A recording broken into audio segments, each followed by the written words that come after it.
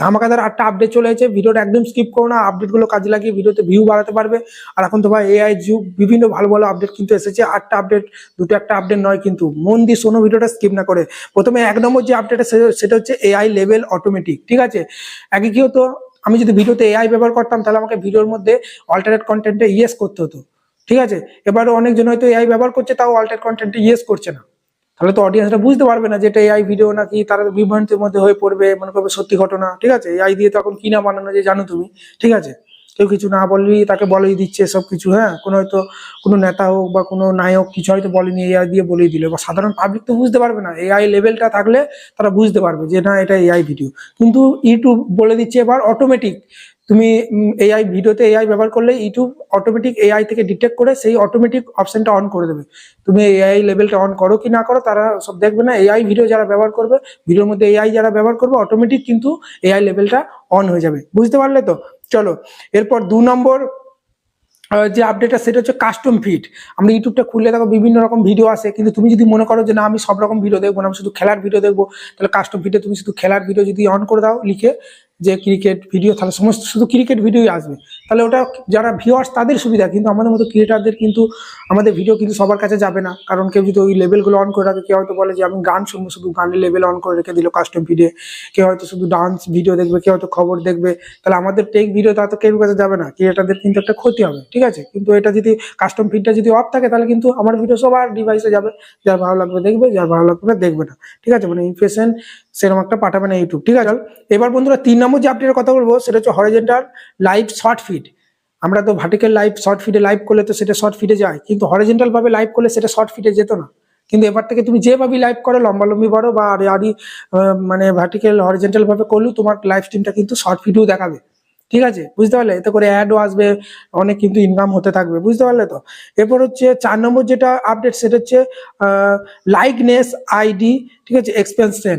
এটা হচ্ছে বন্ধুরা আমার ফেস বা আমার ভয়েসকে যদি ইউজ করে ভিডিওর মধ্যে, আমি যদি লাইকনেসটা অন করে দিই, তাহলে কিন্তু আমার ফেস বা ভয়েস কেউ যদি ব্যবহার করে থাকে, এআই ডিটেক্ট করে আমাকে কিন্তু লিস্ট বার করে দেবে যে এই ভিডিওতে তোমার ভয়েস ব্যবহার করা হয়েছে বা এই ভিডিওতে তোমার ফেস ব্যবহার করা হয়েছে। তাহলে কি হবে বন্ধুরা, আমি কিন্তু তাদেরকে রিপোর্ট মারতে পারবো, স্ট্রাইক মারতে পারবো। ঠিক আছে, ওই জন্য কেউ আমার ভিডিও আর চুরি করতে পারবে না। এরপর 5 নম্বর যে আপডেটটা সেটা হচ্ছে এআই শর্ট জেমিনি। এখন যে কোনো ভিডিও তুমি কিন্তু এআই এর মাধ্যমে, জিমিনির মাধ্যমে, যে কোনো ক্রিয়েটারের ভিডিও তুমি এআই ব্যবহার করে তুমি কিন্তু তোমার ভিডিওটা নিজের করে নিতে পারো। কোনো একটা কেউ হয়তো ডান্স করছে, সেই ভিডিওটা তুমি জেমিনি ব্যবহার করে তুমি পাশে ডান্স করতে পারো। ঠিক আছে, যে কোনো শর্ট ভিডিওতে তোমার হোক বা অন্য কেউ, যে কোনো শর্টে ইউটিউবের শর্ট ভিডিও তুমি জেমিনির মাধ্যমে সেই ভিডিওটা এআই তে বিভিন্ন কিন্তু ইফেক্ট ব্যবহার করে তুমি কিন্তু ব্যবহার করতে পারবে, ভিডিও জেনারেট করতে পারবে। ঠিক আছে, এরপর 6 নম্বর যে আপডেটটা সেটা হচ্ছে স্ক্যাম ডিটেকটিভ প্র্যাকটিস পলিসি বলে চ্যানেলগুলো যে ডিলেট হচ্ছিল, কেউ কিন্তু বুঝতে পারছিল না যে এই চ্যানেলটা কেন ডিলেট হচ্ছিল। যেমন সেক্সুয়াল এলে তো বোঝা যায়, রিউজ কন্টেন্ট এলে বোঝা যায়, কিন্তু স্প্যাম ডিটেকটিভ পলিসির মধ্যে এমন অনেক পলিসি আছে এখানে।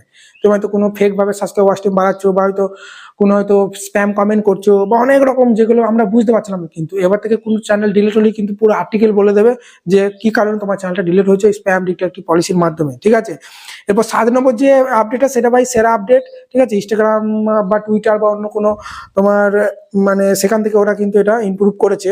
সেটা হচ্ছে লাইক ডিসলাইক বাটন আর থাকবে না ইউটিউবে, সেটা শর্ট ভিডিও হোক বা লং ভিডিও। ঠিক আছে, শুধু হার্টের চিহ্ন, লাভের চিহ্ন থাকবে। ঠিক আছে, কটা লাইক এলো ভিডিওতে তোমার শর্ট ভিডিওতে দেখা যাবে না বা লং ভিডিওতে, শুধু লাভের চিহ্ন থাকবে ওখানে। ঠিক আছে, লাইক ডিসলাইক বাটন তুলে দেবে বন্ধুরা। ঠিক আছে, এরপর 8 নম্বর যে আপডেটটা সেটা হচ্ছে হোয়াট স্টোরিতে তোমরা দেখে থাকবে রাউন্ড আপ বলে যে একটা আপডেট ডিভাইসে দেখাচ্ছিল, হোয়াট স্টোরিটা খুললেই নিচেতে সেখানে দেখবে প্রেস করলে চেক ইট আউট বলে একটা অপশন আসছিল। সেখান থেকে একটা প্রেস করলে একটা ইংলিশে ভিডিও প্লে হয়ে যাচ্ছিল, তোমরা বুঝতে পারছিল না যে ওটা কি বলছে। ওরা ওখানে কিন্তু 4-5টা আপডেটের কথা কিন্তু বলছিল। 1 নম্বর আপডেট অ্যাকাউন্ট স্ট্যাটাস থেকে তোমার চ্যানেলে হোয়াট স্টোরি থেকে দেখতে পারবে তোমার চ্যানেলে কোনো স্ট্রাইক এসেছে কিনা, হেন তেন সবকিছু। 2 নম্বর হচ্ছে লাইভ স্ট্রিম কাউন্ট ডাউন করতে পারবে। লাইভ স্ট্রিমের মধ্যে তুমি হয়তো 10 সেকেন্ড কাউন্ট ডাউন করে দিলে, যেই 10 সেকেন্ডের মধ্যে তোমাকে কিছু করতে হবে। ঠিক আছে, পুশ আপ করে দেখাতে হবে 10 সেকেন্ডের মধ্যে, একটা কাউন্ট ডাউন কিন্তু লাইভ স্ট্রিমে এনেবল করতে পারবে। তারপর 3 নম্বর এর মধ্যে যে আপডেটটা সেটা হচ্ছে শর্ট এআই, যেটা আপনি বললাম যে কোনো ভিডিও তুমি কিন্তু জেমিনির মাধ্যমে বানাতে পারবে। তারপর হচ্ছে ইউনিক রিচ, তোমার চ্যানেলে ইউনিক রিচ কতজন এসেছে না এসেছে সব কিন্তু দেখতে পারবে। আর সব শেষে হচ্ছে লাইভ গিফট, লাইভ স্ট্রিমের মধ্যে এবার থেকে সুপার চার্জ যেমন দেওয়া হয় সেগুলো গিফটও কিন্তু সেন্ড করতে পারবে। ঠিক আছে, এই কোটাই আপডেট বন্ধুরা। ঠিক আছে, আশা করি তোমাদের আপডেট কোটা ভালো লেগেছে। কোন আপডেটটা সব থেকে বেশি ভালো লেগেছে কমেন্টে জানাতে ভুলবে না। রাতের দিকে লাইভ আসি, ওই জন্য বড় একটা লাইক দিয়ে চ্যানেলকে সাবস্ক্রাইব করতে ভুলবে না। রাত 9টা 10টার দিকে লাইভ এসে তোমাদের চ্যানেলগুলো চেক করবো। ওকে, চলো বাই।